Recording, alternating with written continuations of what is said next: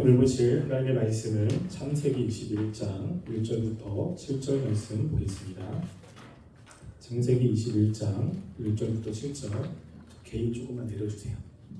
조금만. 창세기 27장 1절부터 7절까지 말씀 한 절씩 교독하겠습니다.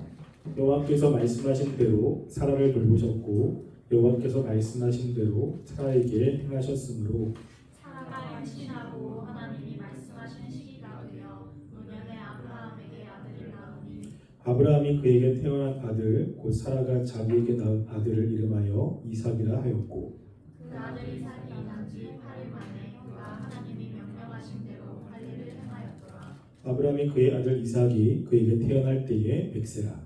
사라가 이르되 하나님이 나를 흑대하시니 듣는 자가 다 나와 함께 웃으리로다. 기억했습니다. 또 이르되 사라가 자식들을 젖먹이겠다고 누가 아브라함에게 말하였으리마는 아브라함의 노년에 내가 아들을 낳았다 하니라. 아멘. 우리는 하나님의 은혜를 경험하기를 소원합니다. 그리고 하나님이 다른 사람들에게 주지 않은 특별한 놀라운 역사가 나의 삶에 나타나기를 소원합니다. 그런데 우리가 하나님이 주시는 그 은혜를 경험을 한 그 경험이 때로는 하나님을 더 가까이 하는 기폭제가 될 수도 있지만 한편으로는 하나님께로부터 멀어지게 만드는 수단이 될 수도 있습니다. 그러니까 하나님의 은혜를 경험하는 것이 중요한 것이 아니라 그 하나님의 은혜를 경험한 이후에 우리가 그것을 어떻게 바라봐야 되고 또 그것을 어떻게 사용해야 되느냐라는 것은 너무너무나 중요합니다. 실제로 이 땅에 이단이 참 많이 있죠. 근데 이단들이 다 하나님의 말씀에서 벗어나서 이단이 된 것은 아닙니다. 어떤 사람은 신실하게 하나님을 잘 믿고 하나님이 주시는 놀라운 초자연적인 은사를 사람들에게 펼치고 그러다가 잘못돼서 이단으로 빠지는 사람들도 있습니다. 그러니까 우리는 하나님이 우리의 삶 가운데 역사하시기를 소망하는 것과 함께 하나님의 역사가 있을 때 우리가 그것을 어떻게 보고 또 어떻게 생활해야 되는지 이것을 아는 것도 굉장히 중요하죠. 오늘 아브라함이 하나님의 약속대로 이삭을 낳았을 때 우리에게 어떻게 그것을 봐야 하는지를 알려주는 내용이 기록이 되어 있습니다. 하나님께서 아브라함에게 찾아오셔서 창세기 11장 마지막 절부터 이제 20장까지 길게 아브라함에게 약속을 해주셨습니다. 아브라함이 때로는 하나님의 약속을 위기에 빠뜨릴 때도 있었지만 하나님은 그때그때마다 아브라함을 인도해 주셔서 하나님의 약속이 이루어지도록 인도해 주셨죠. 드디어 그 약속이 이루어지는 순간이 왔습니다. 그래서 21장 1절부터 7절 말씀에 이제 드디어 아브라함이 사라를 통해서 아들을 낳습니다. 여러분 그러면 우리가 한번 생각해 보세요. 아브라함이 그토록 갈망하던 일이 벌어졌지요. 하나님께서 그동안 열심히 일하셔서 이 아들을 낳게 해주셨습니다. 그러면 그 기쁨이 얼마나 크겠습니까? 그때 하나님의 역사하심에 대한 찬양과 또 하나님이 인도하심에 대한 감사함 이런 것들이 굉장히 풍성하겠죠. 그러면 그런 일이 벌어졌을 때 성경은 그것을 굉장히 길게 써야 됩니다. 우리가 어떤 일이 이루어졌을 때 그 기쁨이 크면 다른 사람에게 그 기쁨을 나누고 싶은 생각이 있고 또 그것을 길게 풍성하게 나누잖아요. 그러면 지금 아브라함도 마찬가지예요. 하나님이 어렵고 힘든 순간에 아브라함에 찾아오셔서 그 불가능한 하나님의 그 역사들이 이루어지는 순간에 그 사건을 기록한다면 얼마나 길게 써야겠습니까? 그런데 오늘 말씀해 보면 1절부터 7절이 끝입니다. 그 앞에 이루어지는 사건에 대한 것들은 굉장히 길게 이야기를 했지만 실제 그 이루어진 것에 대해서는 성경은 지면을 굉장히 아끼고 있죠. 우리의 생각은 조금 다르잖아요. 어려운 것들은 좀 많지만 이렇게 일이 잘 풀리면 그것을 더 많이 풍성하게 나누기를 원하는데 이게 조금 다릅니다. 왜 다르냐라고 했을 때는 하나님이 그동안 일하셨기 때문에 이 결과는 당연한 거라는 거예요. 이게 성경의 관점에 굉장히 중요한 겁니다. 우리는 결과에 관심이 있지만 성경의 관심은 하나님이 그때그때마다 약속하신 약속에 관심이 있어요. 그래서 하나님이 약속했기 때문에 그 결과는 당연하게 이루어지는 거기 때문에 그것을 그렇게 호들갑 떨면서 말하지 않습니다. 그래서 우리가 어떤 일이 우리 삶 가운데 나타날 때 우리가 그것을 어떻게 보아야 되는지, 또 그것이 우리의 삶에 어떻게 다가오는지를 오늘 함께 세 가지 정도를 살펴보려고 합니다.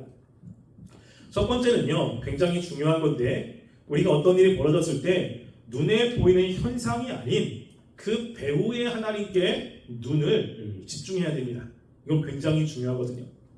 오늘 말씀에 보면 그 사라가 자녀를 낳았다라고 하는 그 낳다라는 단어가 원어에 보면 5번이 등장합니다. 1절부터 5절 사이. 그러니까 매 절마다 낳다라고 하는 그 단어가 등장을 하고 있는 거죠. 그런데 그렇게 사라가 90세에 그 자연적으로 아들을 낳을 수 없는 그때에 이 아들을 낳은 것에 굉장히 중요한 관심은요, 야, 사라가 그렇게 낳았대, 사라에게 그렇게 축복을 받았대, 사라에게 관심이 있지 않습니다. 누구에게 관심이 있냐면 하나님에게 관심이 있습니다. 그래서 우리 21장에 보면 가장 먼저 무엇으로 시작하냐면 여호와라고 하는 단어로 시작하잖아요. 근데 히브리어도 똑같은 단어로 시작합니다. 원래 히브리어는 굉장히 중요한 것이 동사거든요. 동사. 그러니까 우리나라 어수는 주어가 먼저 나오잖아요. 누가가 굉장히 중요하고 무엇을 어떻게, 그리고 동사가 마지막에 있잖아요. 근데 히브리어의 가장 중요한 것은 동사입니다. 동사. 그래서 문장에 동사가 항상 앞으로 들어가요. 맨 앞에 동사부터 시작합니다. 뭐 했다. 그리고 그 다음에 누가, 이렇게 나오거든요. 그런데 특별히 누가를 강조할 때 그 주어를 앞으로 빼버립니다. 그래서 가장 처음에 주어가 나오면 이거는 히브리 사람들이 굉장히 그 주어를 강조하는 거예요. 그리고 또 하나는 특별히 이제 주어가 동사에 포함되어 있거든요. 이게 히브리어는. 그런데 히브리어의 주어가 포함되어 있는데 그 주어를 다시 한번 강조하기 위해서 특별히 하나님이 나는이라고 하는 단어, 아노키라고 하는 단어인데 그걸 썼다는 것은 엄청난 강조를 하고 있는 거예요. 지금 여기에서 가장 먼저 나오는 단어가 여호와라고 하는 단어입니다. 그러니까 나타에 여기에서 중요한 거는 여호와가 그렇게 했다는 거죠. 그래서 우리가 1절과 2절에서 보면요, 이 여호와께서 말씀하신 대로라고 하는 이 단어가 3번이 등장합니다. 그래서 1절에 여호와께서 말씀하신 대로 사라를 돌보셨고, 여호와께서 말씀하신 대로 사라에게 행하셨으며, 사라가 임신하고 하나님이 말씀하신 시기가 되어. 계속해서 뭘 강조하고 있죠? 하나님이 말씀하신다. 이게 강조되고 있는 거예요. 그런데 이 일이 또 중요한 것은 불가능한 상황에 하나님이 말씀하신 대로 했다는 것을 또 강조합니다. 그러니까 다른 사람이 봤을 때 그럴만해, 가능한 그런 사건이야 라고 하는 게 아니라 도저히 불가능한 상황에 말씀하신 대로 했다는 것을 강조하는데, 그 강조가 무엇으로 나와 있냐면 노년이라고 하는 단어로 나옵니다. 그래서 2절에 보면 마지막에 노년의 아브라함에게 아들을 낳았으니, 그러니까 아브라함이 자녀를 낳을 수 있는 때가 아니라 완전 늙어서 더 이상 자녀를 낳을 수 없는 그때에 낳았다는 거죠. 그것을 조금 더 설명하고 있는 절이 7절입니다. 7절 보시면 또 이르되 사라가 자식을 먹이겠다고 누가 아브라함에게 말하였으로마는 아브라함의 노년에 내가 아들을 낳았다. 그러니까는 노년에 아들을 낳았는데 그 상황이 어떤 상황이죠? 사람들이 절대 낳을 수 없다라고 이야기하는 상황인 거예요. 누가 아브라함을 보고 야, 아브라함이 자녀를 낳는다고 이야기를 했냐? 누구도 그런 이야기를 한 적이 없습니다. 누구도 그렇게 가능성을 예측하지도 못하는 그런 상황 속에서 하나님이 하셨다는 거죠. 여기서 강조점이 무엇입니까? 하나님이라는 거예요. 하나님.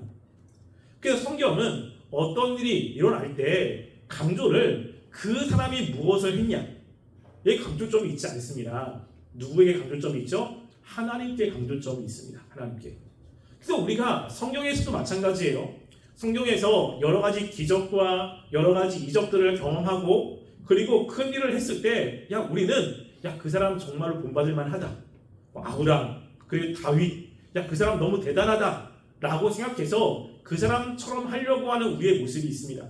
여러분, 그런데 거기서 중요한 건 누구죠? 하나님이 하신 거예요. 하나님. 그래서 우리가 그들과 같은 이러한 모습대로 행동을 해도 되지 않는 일들이 있습니다. 되지 않는 일들이. 하나님께서 이스라엘 백성들을 출애굽시키면서 정말로 많은 기적들을 보여주셨어요. 그래서 하나님이 모세를 통해서 여러 가지 기적들을 보내주셨는데 그렇게 기적을 행하시는 하나님의 목적이 무엇인지를 출애굽에 이야기를 합니다. 우리 출애굽기 6장 6절부터 7절 말씀 한번 볼게요.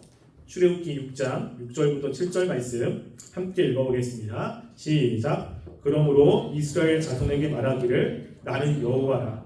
나는 애굽 사람의 무거운 짐 밑에서 너희를 빼내며 그들의 노역에서 너희를 건지며 편팔과 여러 큰 심판들로서 너희를 속량하여 너희를 내 백성으로 삼고 나는 너희의 하나님이 되리니 나는 애굽 사람의 무거운 짐 밑에서 너희를 빼낸 너희의 하나님 여호와인 줄 너희가 알지라. 하나님이 이스라엘 백성들을 애굽에서 출애굽시켰을 때 하나님께서 원하시는 게 무엇이죠? 너희가 여호와 하나님이 나인 줄을 알리라고 하는 거예요. 하나님을 알리려고 하는 겁니다. 그러니까 모세가 여러 가지 기적을 행했을 때 모세 위대하다, 모세 대단하다 라고 하는 게 아니라 모세 뒤에서 역사하시는 하나님의 능력이 얼마나 큰지, 얼마나 위대한지를 보여주고 싶은 것입니다. 근데 그 모세를 그냥 사용하는 거죠. 이거는 이스라엘 백성에게만 국한된 건 아니고요. 애굽 사람들에게도 똑같습니다. 우리가 출애굽기 7장 5절 말씀도 한번 볼게요. 7장 5절 말씀 읽어보겠습니다. 시작. 내가 내 손을 애굽 위에 펴서 이스라엘 자손을 그 땅에서 인도하여 낼 때에야 애굽 사람이 나를 여호와인 줄 알리라 하시매. 여기도 하나님의 여러 기적을 통해서 하나님이 원하는 것은 애굽 사람들이 여호와께서 여호와이심을 알게 하는 거예요. 이거를 하나님이 굉장히 기뻐하시는 것입니다. 그래서 우리가 성경에 나와 있는 인물들이 행했던 어떤 신앙의 원리들을 하게 되면 하나님의 주시는 은혜와 또 때로는 마음의 위로 이런 것들은 경험할 수 있지만 그들이 죽을 병에 나았대. 그들이 이런 걸 통해서 이런 자연적인 초자연적인 어떤 것을 경험했대 라고 해서 똑같은 것을 하면 우리는 실패하게 됩니다.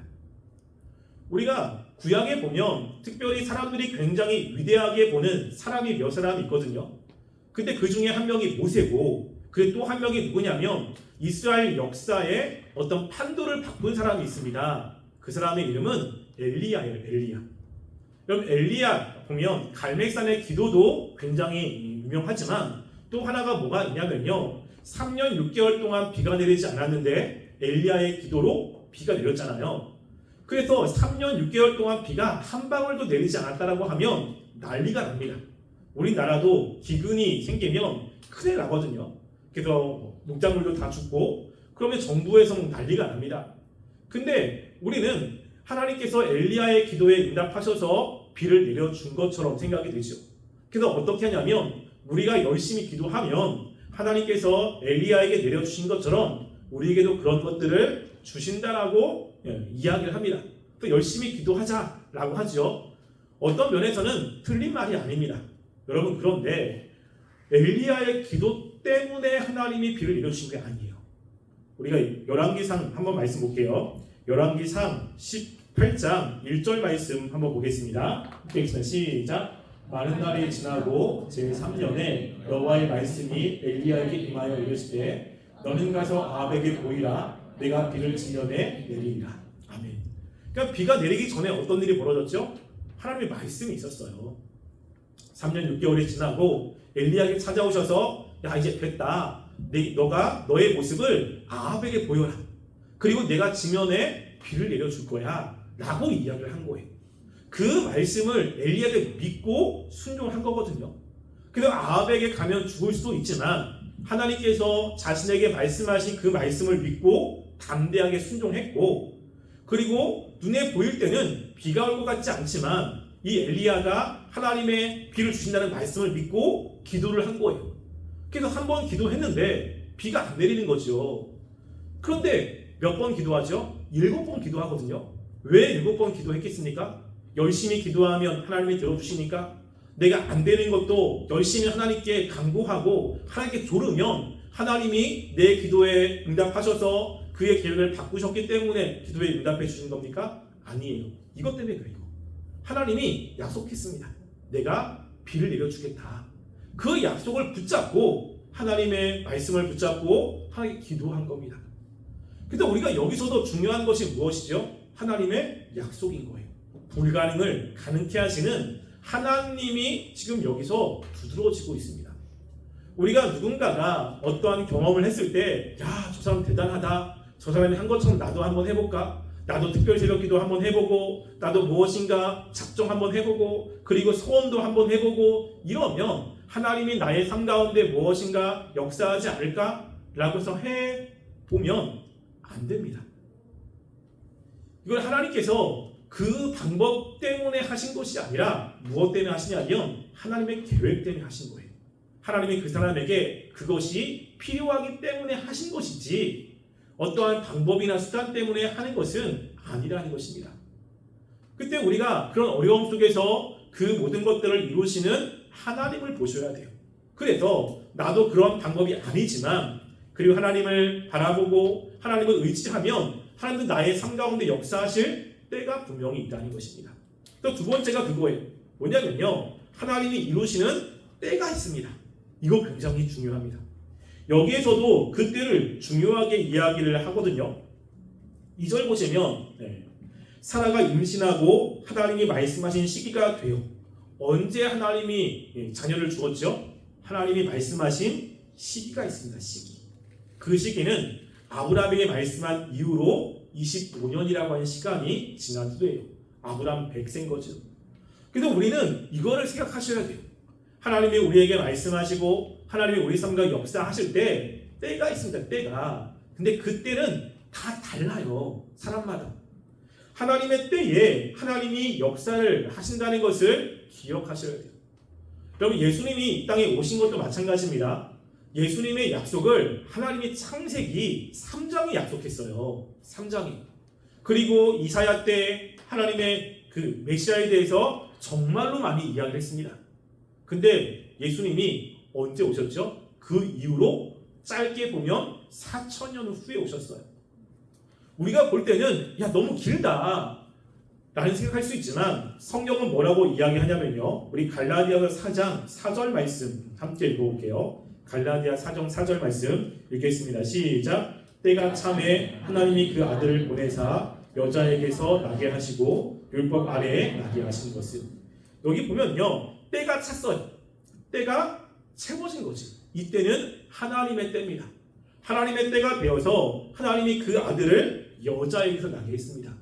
우리가 볼 때는 그냥 어찌저찌 하니까 나온 것 같고 그냥 하나님이 그 시기에 그냥 쭉 보내신 것 같지만 뭐가 있죠? 하나님의 계획이 있습니다. 계획이.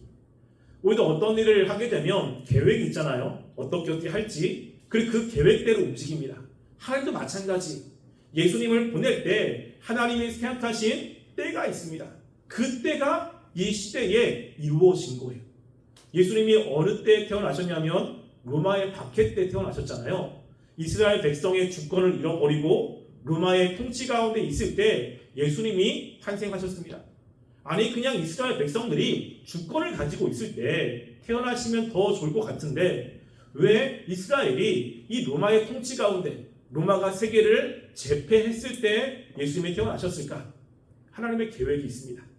학자들은 뭐라고 보냐면 복음이 땅까지 전해져야 되잖아요. 그냥 복음이 전해지려면 몇 가지 요소가 필요합니다. 그 중에 하나가 뭐냐면요, 길이 나셔야 돼요. 길이 나주지 않으면 복음이 전파가 되지 않습니다. 여러분, 근데 우리가 로마의 역사를 읽어보면 모든 길은 로마로 통한다 라고 이야기하지 않잖아요. 그러니까 로마는 가는 곳곳마다 길을 놨어요. 그래서 길을 놔야 군사들이 움직일 수 있고, 그리고 군사들이 움직이면 물자가 이렇게 이동이 될 수 있잖아요. 그래서 로마는 가는 곳곳마다 길을 놨어요.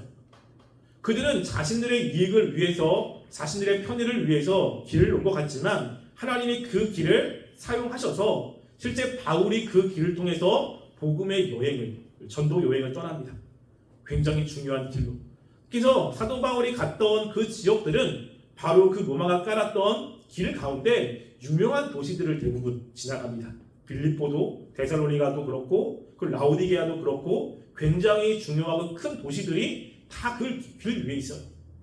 또 하나가 있습니다. 또 하나가 뭐냐면 복음이 전해져야 되잖아요. 근데 그 복음이 전해지려면 문화, 언어가 돼야 돼요. 언어. 그리고 복음이 전해지려면 문화가 사람들에게 같은 문화권이 있어야 복음이 전해지기가 좀 쉽잖아요. 언어가 다르면 굉장히 어렵습니다.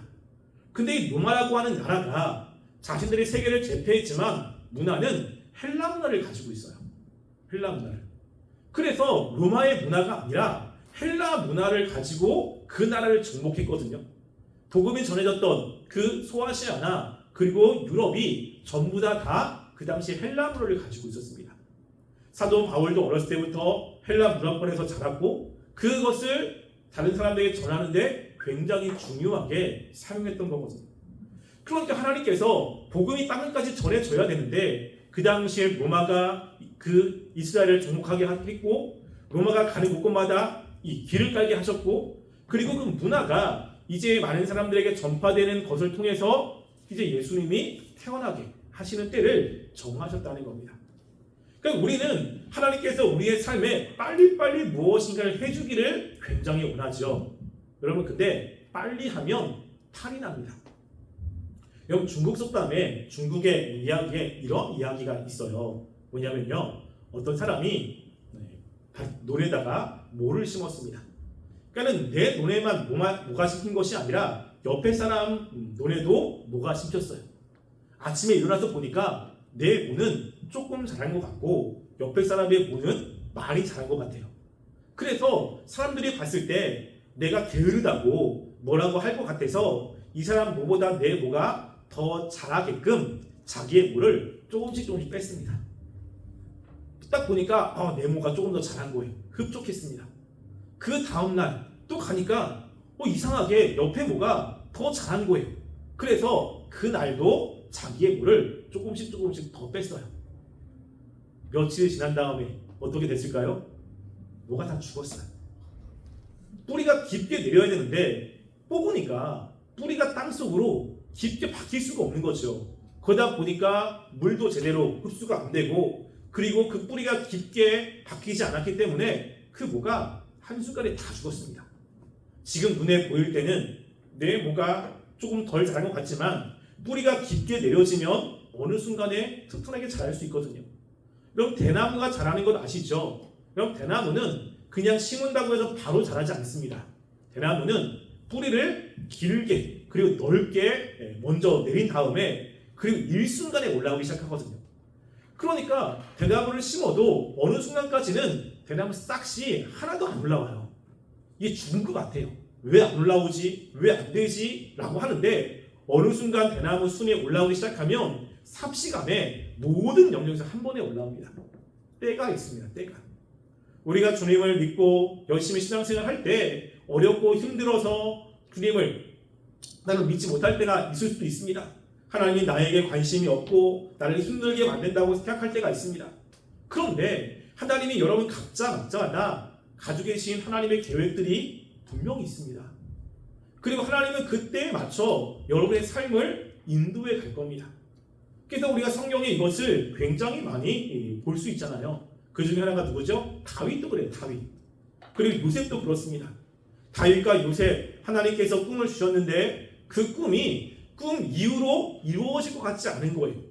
요셉은 형들에게 팔려가지고 노예 생활을 하게 되고 거기서 열심히 살다가 이제 좀 살만하니까 감옥에 들어가서 이제는 더 이상 바깥 세상을 구별할 수 없는 그런 처지에 놓였습니다. 그때만 보면 하나님의 약속이 이루어질 것 같지 않아요. 아니 약속을 했으면 무엇인가 조금씩 나아지는 모습이 있어야 되는데 왜 삶은 더 어렵고 힘들지? 라는 생각을 할 수도 있습니다. 근데 그 모든 여정이 하나님의 계획 가운데 있었잖아요. 그래서 요셉의 그런 어려움이 이제 30대가 되었을 때 자기에게 유익이 됩니다. 지난번도 이야기했지만 이 30세라고 하는 건 굉장히 중요한 나이거든요. 그러니까 요셉이 30세가 되어서 바로 앞에 섰기 때문에 국무총리가 된 거지. 만약에 30세가 되지 않으면 국무총리를 할 수 없습니다. 왜냐면 그 당시에 이 애굽의 법에 그 나라의 어떤 공직에 올라가려면 나이가 30세가 되어야 되는 거예요. 그러니까 하나님이 30세까지 기다린 거죠. 그때까지 어렵고 힘든 상황 속에 넣으시면서. 그러니까 우리가 이거를 인식하셔야 돼요. 때론 우리가 낙심이 되고 그리고 미래가 안 보일지 모르지만 하나님이 우리를 향한 계획은 분명히 있습니다. 우리의 삶에 하나님이 인도자가 되어줄 거거든요. 그러니까 그 순간순간마다 어려울 때 무엇을 해야 되겠습니까? 하나님의 약속을 믿는 게 되게 중요해요. 하나님의 약속을 붙잡고 따라가는 것이 중요한 겁니다. 아브라함도 마찬가지잖아요. 아브라함 나이가 되어서 스스로가 야 나는 이제 자녀를 낳을 수 없겠구나 라고 해서 화가를 취했습니다. 그때 하나님께서 찾아오셔서 아니라고 이야기를 하고 또 아브라함의 마음이 흔들릴 때마다 하나님이 찾아오셔서 아니야 내가 너한테 자녀를 줄 거야 라고 확신을 지켜주신 거예요.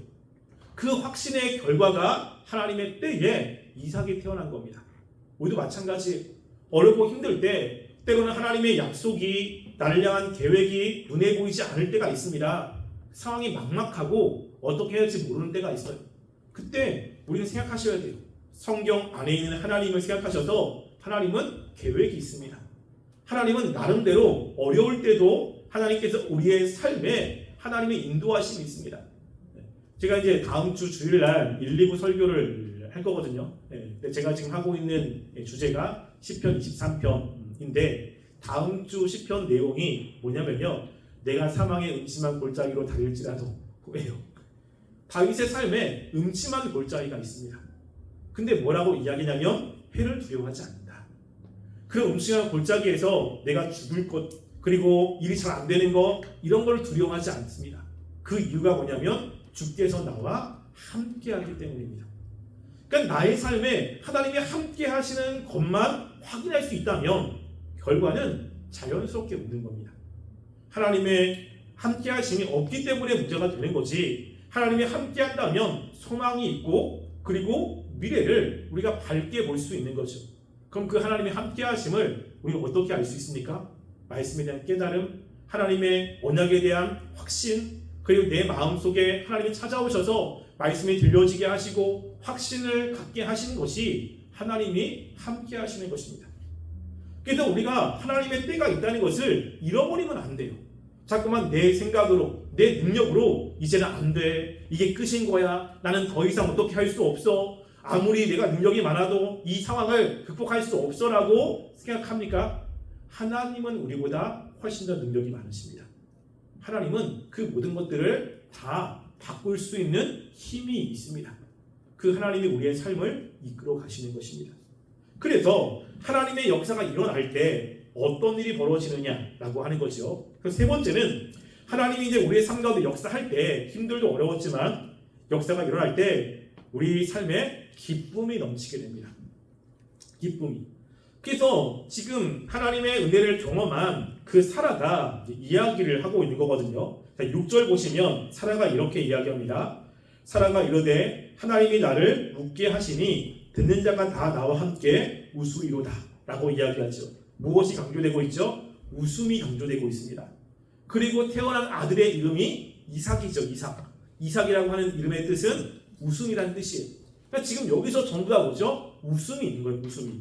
그래서 6절에는 사람들이 하나님 나를 웃게 하시니라고 했을 때 그 웃다라고 첫 번째 단어는 뭐냐면요. 흥겹게 떠듣다라고 하는 겁니다. 그래서 다른 사람이 나와 함께 웃는다라고 했을 때는 너무 기쁜 거죠. 그래서 지금 웃음을 반복해서 이야기하는 거예요. 하나님이 우리의 삶 가운데 역사를 하시면 그때부터 우리의 삶에 기쁨이 넘칩니다. 그 어려운 모든 것들을 다 보상을 받고 그리고 그 모든 상황들이 바뀌어서 삶의 기쁨이 행복함이 넘치는 일들이 벌어지게 되는 거죠. 이런 때가 있다는 것입니다. 아무리 힘들어도 하나님이 역사하시고 하나님이 움직이시면 그 하나님을 의지하고 하나님을 바라보는 사람들에게 하나님이 주시는 기쁨이 있습니다. 평안함도 있고 행복함도 있게 되는 거죠. 그래서 하나님께서 이스라엘 백성들에게 자신이 이스라엘 백성들을 인도해서 궁극적으로 어디로 데려갈 것인지를 이야기를 하는데요. 우리 신명기 12장 7절 말씀 한번 볼게요. 신명기 12장 7절 말씀 함께 읽어보겠습니다. 시작. 거기 곧 너희의 하나님 여호와 앞에서 먹고 너희의 하나님 여호와께서 너희의 손으로 수고한 일에 복지수로 말미암아 너희와 너희의 가족이 즐거워할지니라. 아멘. 이건 거예요. 하나님과 함께 즐거움이 있습니다. 우리가 마지막 때 천국에 가서도 즐거움이 있잖아요. 근데 천국에 가서만이 아니라 이 세상에서도 하나님 때문에 경험되는 즐거움이 있습니다. 이게 굉장히 우리를 가치 있게 만들고 행복하게 만드는 거죠. 신앙의 유익이 또 여기에 있지 않습니까? 그러니까 우리가 하나님을 따르면 하나님은 우리의 삶에 웃음, 기쁨, 평안을 주신다는 거예요. 왜 이걸 보고 주님을 따라가야 됩니다. 그런데 우리가 이제 이렇게 하나님이 어떤 것들을 주셨을 때 우리가 실수하는 것들이 있어요. 실수하는 것. 이거 되게 조심해야 됩니다. 여러분 우리가 사람과 사람과의 관계에서 이 관계를 유지하는 게 되게 중요하잖아요. 그럴 때 우리가 관계를 유지할 때 좀 어려움들이 조금 많이 있는데 그 한 사람이 좀 우울해 있어. 그럴 때 좀 조심해야 되잖아요. 조심해야 되고 그리고 무엇인가 말도 그렇고 조심해야 됩니다.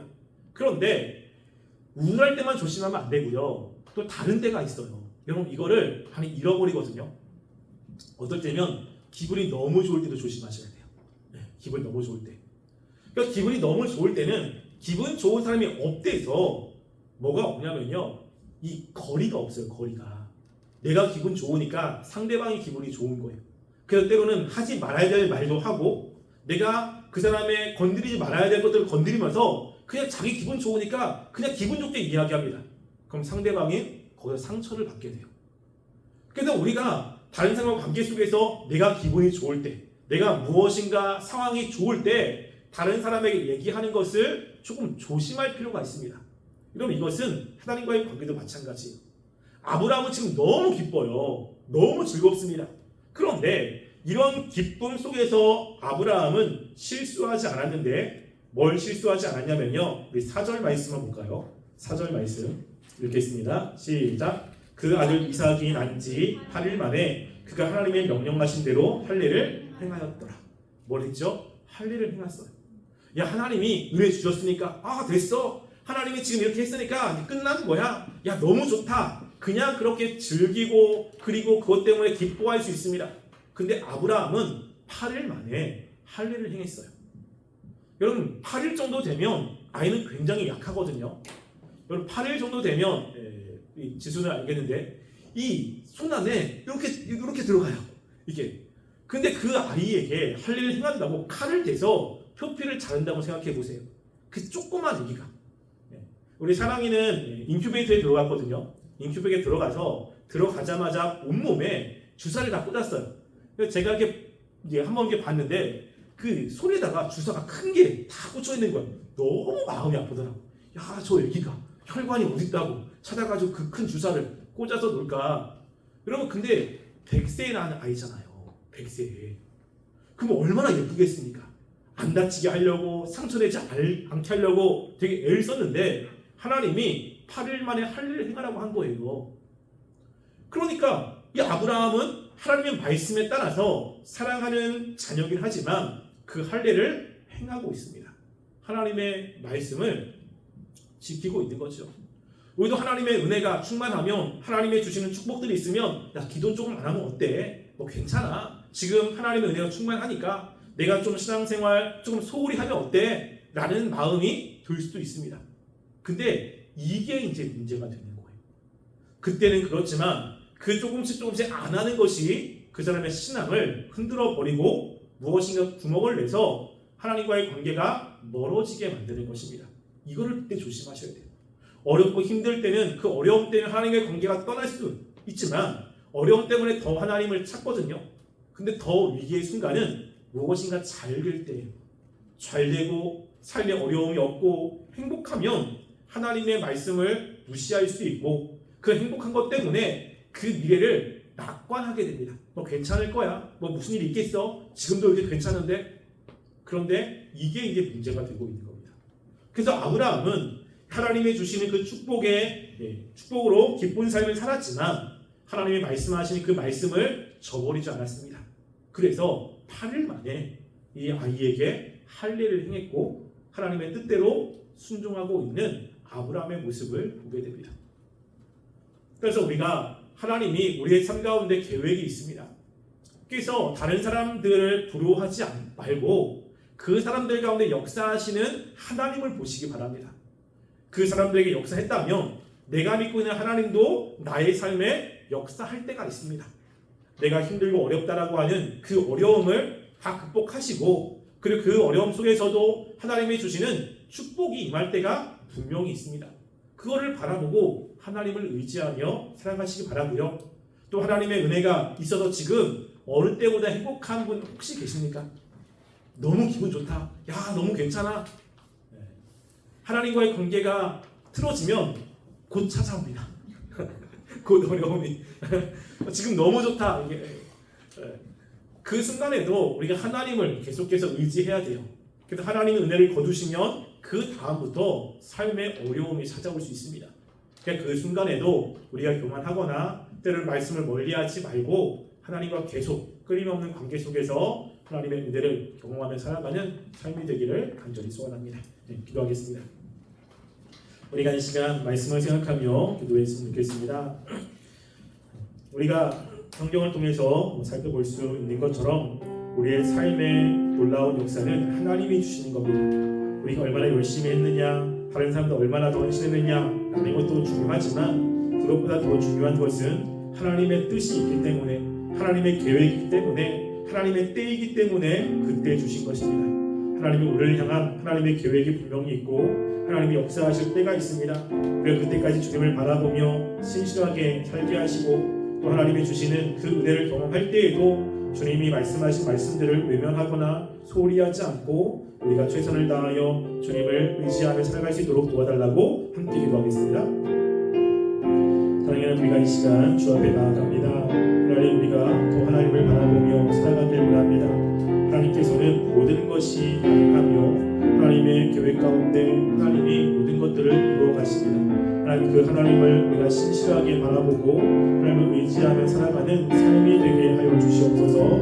그래서 하나님께서 노년에 하나님이 보여주시는 그 아브라함의 그 말씀들을 통해서 우리가 믿음이 약해지지 않게 도와주시고 또 하나님을 의지하게 하시고 하나님을 바라보게 하여 주시고 또 하나님의 그 삶이 우리의 주님만에 축복하게 해 주시옵소서. 아버지 도와주시기 사랑하는 하나님, 우리가 하나님의 약속을 붙잡고 주님을 바라보길 원합니다. 눈에 보이지는 상황이 아니라 그 뒤에서 역사하시는 하나님의 능력을 바라보고 하나님의 약속의 신실하심을 바라보며 믿음으로 살게 하시고 또 하나님의 주신 그 축복 가운데서도 우리가 하나님의 약속을 잃어버리지 않고 그 약속을 붙잡고 살아갈 수 있도록 도와주시옵소서. 또 이 시간에 하나님께 헌금을 드린 손길이 있습니다. 그 손길을 기억하여 주시고 하나님의 축복하여 주시고 주님께서 더 많은 것으로 채워주시옵소서. 지금은 우리 주 예수 그리스도의 은혜와 하나님의 사랑과 성령님의 교통하심이 늘 주님을 바라보며 하나님을 의지하여 하나님의 주시는 그 풍성한 은혜를 경험하기 원하여 고개 숙인 우리 청년 머리 위에와 가정 위에와 이 세계 위에 지금부터 영원토록 함께 있을지어다. 아멘.